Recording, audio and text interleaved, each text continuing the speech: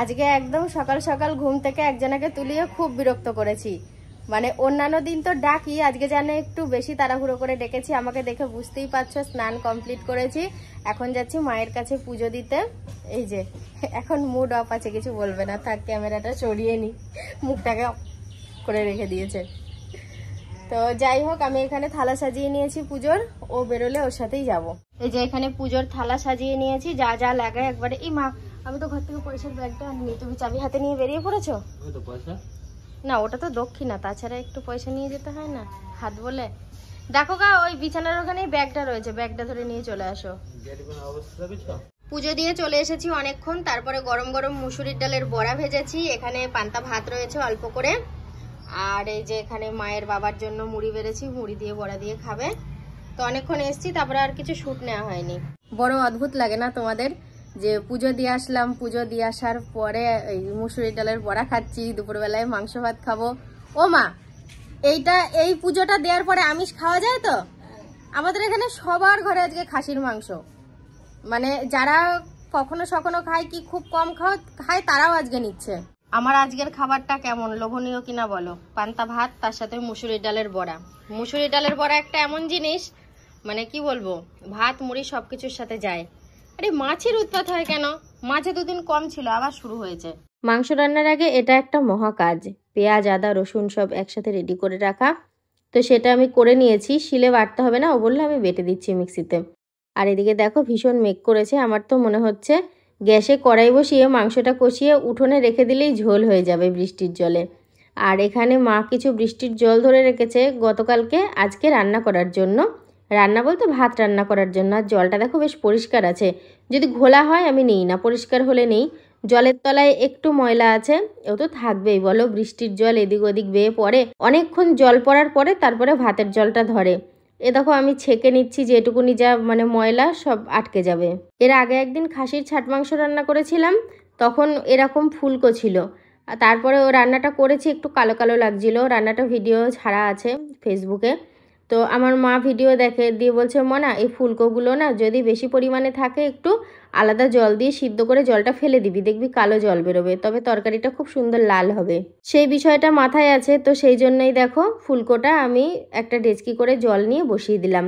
আর ওদিকে ভাতের হাঁড়িও বসিয়ে দিয়েছি। এখন দেখি কি কাজ বাকি আছে রান্নার, মানে এইটাই হয় বাটা কাজ সব থেকে বড়। এ বাবা, এ তো ফুলে বেগুন ফোলা হয়েছে। আমার ননদ বলছিল কেন টুকরো করে দাওনি, দেখবো ফুলে যাবে। দেখো যখন বসালাম তখন একরকম, আর এখন কত ভর্তি ভর্তি লাগছে। তবে কিন্তু এই ফুলকোটা খেতে বেশ লাগে, আমার তো মেটের থেকেও ফুলকো খেতে বেশি ভালো লাগে। চিকেনের ফুলকো হয় না, হয় মানে খায় না কেউ, খাওয়া যায় না, ওগুলো তো সেই পাঁজর থেকে বেছে বেছে ফেলে দিই ধোয়ার সময়, কিন্তু খাসির ফুলকোটা খাওয়া যায়। মা তো বললোই সিদ্ধেশ্বরী পুজো দিয়ে এখানে সবাই মাংস খায়, খাওয়া যেতেই পারে। জানি এই বিষয়টা তোমাদের অনেকের খারাপ লাগবে, সকালবেলা কালী মন্দিরে গিয়ে পুজো দিয়ে আসলাম, তারপরে আবার এই খাচ্ছি, তো এরকমটা মনে হতেই পারে। তো কিছু করার নেই, যেখানে যেটা সিস্টেম। আজকে আমাদের এখানে প্রত্যেকের বাড়ি আত্মীয় স্বজন আসছে, প্লাস খাসির মাংস রান্না হচ্ছে। দেখো আমি বললাম না, ওই উনুনে কষিয়ে নিচে দিলে ঝোল হয়ে যাবে, সেরকম ঝোল হওয়ার মতোই বৃষ্টি হচ্ছে। তো চলো এক ঝটকায় সবাই খাওয়া দাওয়া শেষ করে বিশ্রাম নিয়ে তারপরে আবার তোমাদের সামনে আসছি। বন্ধুরা, নতুন একটা ক্যামেরাম্যান পেয়েছি, তাই তো? এরকম ফ্রন্ট ক্যামেরায় ধরে দিচ্ছে, সে আর মুখ টুক দেখাচ্ছে না। দেখাও দেখাও নতুন ক্যামেরাম্যানের মুখটা, এই যে। আরে এখানে সব দাঁড়িয়ে ঠাকুরের কাছে বাজানো যাচ্ছে, পুজো নিয়ে যাচ্ছে, দাঁড়িয়ে দেখছি। আর আমার চোখ মুখগুলো খোলা খোলা দেখছি, আমি শুয়েছিলাম, মাত্র উঠলাম। একটা বড় সিঁদুরে টিপ করে দিয়েছে। ওই মেলায় গিয়েছিল তো না, ভাবলাম একজনকে নিয়ে একটু বেরোবো, তার ঘুমের স্টাইলটা দেখবা, মানে কিভাবে ঘুমাচ্ছে। আমি যে কথা বলছি এই কথাগুলোও কানে যাচ্ছে না। কি গো, একটু নড়ে শুয়েছে। এবার মেলায় তো যাব না, হয়তো এদিক ওদিক ঘুরলাম, আসার সময় মেলা চত্বর হয়ে আসলাম। তো দেখি এখন যদি না যাই, পরে ও উঠুক, যদি বলে যাব, মনে করি যাব বলে এনার্জি থাকে, তাহলে যাব। আজকের দিনটা ভালোই কাটলো, অনেকটা টাইম বৃষ্টি হয়েছে জানো তো, অনেকটা। কালকে যতক্ষণ বৃষ্টি হয়েছে আজকেও ততক্ষণ বৃষ্টি হয়েছে। আর বৃষ্টির সময় শুটফুট নেইনি কিছু, খাওয়া দাওয়া হয়েছে, তারই মধ্যে ধোয়া মাজা সবই হয়েছে। তবে আজকে আর বৃষ্টিতে ভিজো করিনি গতকালকের মতো, বৃষ্টি থেমেছে তারপরেই করেছি। সব দিক থেকে ভালো লাগলেও একটু অসুবিধা হচ্ছে আমার একটা মানে সমস্যা দেখা দিয়েছে নতুন করে, তাও 8-9 বছর আগে হয়েছিল, কানে সমস্যা। তো কানে সমস্যা বলতে কানে এরাম এরাম যেই করি ভেতরে আওয়াজ হয়। এবার যাই হোক, তেল কালকে একটুখানি দেয়া হয়েছে, তেল 1 ফোঁটা মতো, তো আজকে আওয়াজটা বন্ধ হয়ে গেছে, কিন্তু কানটা না ঝাঁপ ধরে রয়েছে। নিজের কথাগুলো কেমন লাগছে, কিছু চিবালে মনে হচ্ছে যেন বিভৎস আওয়াজ হচ্ছে নিজের কানেই। তো এই সমস্যা অনেক আগেও হয়েছিল, বাড়িতেই সেই ডাক্তারি করে তেল জল সব দেয়া হয়েছে, দিয়ে তো ব্যথা। আর আমার কানের সমস্যা হলে গলা ভেঙে যায়, যে একটু গুরুতর সমস্যা হয় অমনি গলা মানে ঠান্ডা লাগার মতো গলা ভেঙে যায়, জানি না কেন। তারপরে দোকানে বলছি ডাক্তারখানায় গিয়ে কান ওয়াশ করা হয়েছে।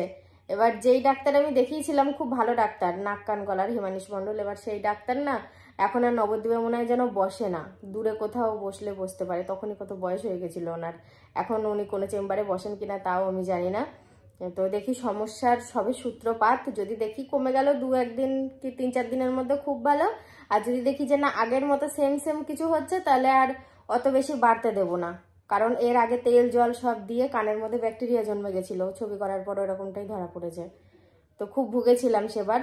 তো ভাবছি দেখি যদি না কমে আমি ডাক্তারের খোঁজ করে গিয়ে কানটা ওয়াশ করে আসবো, তাহলে আবার এই 8-9 বছর ভালো থাকবে, তারপরে আবার যা হয় হবে।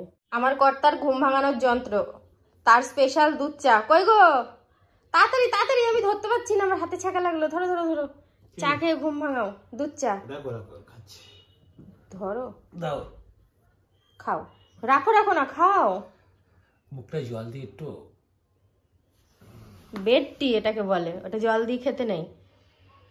হ্যাঁ এবার ঠিক আছে, বাপি বানিয়েছে। তুমি খাও, আমার চাটা বাইরে ওদের কাছে আছে, আমি খেয়ে আসি। তুমি কি ব্যস্ত লকডাউন মানুষ? খাবার তো সেই রাত্রিবেলায় 9টা-10টায়। রান্নাটা করে রেখে দেওয়াটাই ভালো, এখন যখন কারেন্ট চলে যাচ্ছে যখন তখন। তা ঠিক, অনেকবার কারেন্ট যাচ্ছে। আর তাছাড়াও তুমি একটু ব্যস্ত লগ্ন, আমি দেখেছি। যে কোনো জিনিস মানে তাড়াতাড়ি হওয়াটাই ভালো। আমি না ওই ছুরি দিয়ে ভালো ফল কাটতে পারি না, দেখো কেমন এলোমেলো হয়ে গেছে, মানে ছোট বড় কোনো সাইজ নেই। ঘরে ওই পুজোর জন্য ফল আনা হয়েছিল, দিয়ে কিছু ফল বেঁচেছিল, আমি দেখলাম এখন না কেটে সবাই মিলে খেয়ে নিলে এটা থেকেই যাবে, শুকাবে। আর আমি এমনি অতটা ফল প্রিয়সী মানুষ না। না তুমি একটু খাও। এই দেখো, কেউ হাসবাও না, উল্টো পাল্টাও কথা বলবা না, ঠিক আছে? আমি আমার মায়ের জন্য অল্প করে নিয়ে যাচ্ছি। আমি যদি মানে আগে থেকে মনস্থির করতাম নিয়ে যাব, আমি মানে কম খেয়েও একটু রাখতাম, কিন্তু আমার সেরকম কোনো আগে থেকে মনোভাব ছিল না। কি গো, গাড়িটা কোথায় তোমার? এটা ভেতরে ঢুকিয়ে রাখবো। মেলা হয়েই যাব, আসার সময় একটু মেলা দেখবো, যাওয়ার সময় একটু মেলা দেখবো, সন্ধ্যার পর আসবো, কোনো চাপ নেই। আর ও দেখো চেঞ্জও করলো না, কিচ্ছু না। কি মানুষ, কোনো এনার্জি নেই কোনো বিষয়ে, সে সকাল থেকে দেখছি। যাতায়াতের পথ যখন এটা, আর মেলাটা যখন এখানেই হচ্ছে, আমাকে 2বার মেলা টপকাতে হবে। ভালোই হলো, দেখলাম গরম গরম জিলিপি ভাজছে, প্রচুর জিলিপির দোকান, বেশিরভাগই জিলিপির দোকান। তো ওই জন্য আমি এখানে 300 গ্রাম জিলাপি নিয়ে নিলাম আমাদের বাড়ির জন্য, আর তার সাথে নিয়েছি একটা পপকর্নের প্যাকেট। ও গাড়িটা আগিয়ে একটু দাঁড়িয়েছিল, আমি জিনিসগুলো কিনে আনলাম। এখন আমরা যাব আমাদের বাড়ির দিকে। এই এটা তো বেশ কাজের কাজ করেছে, এটা কে করলো? আমি। ভালো করেছো, কি সুন্দর, দেখো সমান হয়ে গেছে, উঁচু নিচু ছিল, নাহলে তোমারই এই দোকানে যাতায়াত করতে গিয়ে অসুবিধা হতো। মায়ের কাছে এসে দেখো এক মাসির সাথে দেখা হয়ে গেল, মায়েরই ছোটবেলার বান্ধবী। আমি দেখেছি ছোটবেলায়, আমাকে বলছে তুই বই পড়ছিলি তখন এসছিলাম, আমার মনে নেই। যাকে আবার দেখো ছোটবেলাকার বান্ধবী, আমার মানে ভাল লাগলো এসে মাসির সাথে দেখা হলো। ক্লাস 1 থেকে পড়তে এই বান্ধবী, আর ইনি হচ্ছেন আমার সম্পর্কে মেশো হয়, আমার বান্ধবী। হ্যাঁ, যখন আমি ঢুকছি আমি দেখি তোমার দোকানের শাটারটা নামানো, আমি ভাবলাম মায়ের কি শরীর খারাপ, মানে মনে মনে ভাবছি। হ্যাঁ, আগে তো খারাপটাই ডাক দেয় মনে, তারপরে এসে দেখি না আমার এই মাসি আসায় মা আজকে ছুটি নিয়েছে, খুশি। আমার বান্ধবী এসছে কত বছর পর, কত পেটে জমানো কথা আছে, জমানো কথা আছে, আমরা অনেক রাত পর্যন্ত গল্প করব। তবে একটাই দুঃখের বিষয়, আমি আগে জানলে, আমাদের তো গ্রামের বাজার, মাছটা চেনে রাখতে পারতাম, মুরগির মাংস খায় না, তাহলে কি করব? এখন নিরামিষ রান্না করে খাওয়াতে হবে, এটাই খারাপ লাগছে। বলছি তুমি মেলা কেমন ঘুরলে সেটা বলো। মেলায় আছি, পুজো দিয়ে বাড়ি এসেছি। তারপর আর যাই না। কালকে হয়তো বৃষ্টি যাওয়া কাজে ছিল। আর আমাদের সোহিনীর মাথায় শুয়োপোকা বসেছে, তোমাদেরকে দেখাচ্ছি দাও। হ্যাঁ এই তো, এই দেখো শুয়োপোকা, এদিকে ঘোরা। এই যে এখন মেয়েগুলো দেখি সব এইভাবে ক্লিপ লাগায় চুলে, এখনো আছে আমার কাছে অনেক। লস দিয়েছে। তুই তো খুব ঘুরলি মেলায়, আমি ওকে গিয়ে দেখতে পাইনি। ওর মা জিজ্ঞাসা করছে সৈনিকে দেখলে, আনলাম না, সৈনিকে তো দেখিনি, ও তো বান্ধবীদের সাথে গেছে। মাথায় চুপচুপে করে তেল দিয়ে দিল, দিয়ে বলল এখন আর শ্যাম্পু করবে না, তাহলে তেলটা নষ্ট হয়ে যাবে।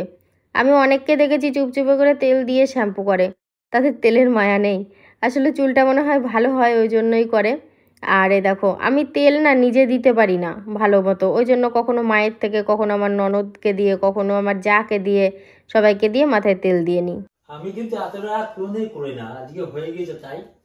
কিন্তু বাড়িতে সবারই খাওয়া দাওয়া হয়ে গেছে, গিন্নিও খাই না কোনো। না, কে বলেছে খাইনি? আমাদের সবার খাওয়া হয়ে গেছে, ওই ঘরে খেয়েছি, আর তোমার খাবারটা পাঠিয়ে দিয়েছে।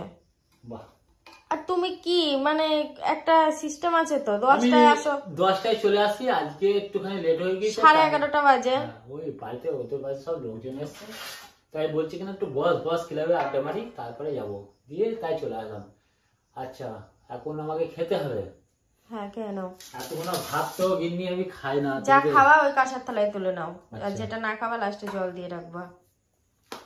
সাদা ভাত, এই যে, আর মাংসের তরকারি। আর ভিডিওটাও শেষ করে দিই। ব্যাপার হচ্ছে দুপুরবেলা তো ছাট মাংস দিয়ে ভাত খাওয়া হয়েছিল, এখন আবার মানে সলিড মাংস দিয়ে ভাত খাচ্ছি। গিন্নিকেও খাওয়াবো, চিন্তা নেই।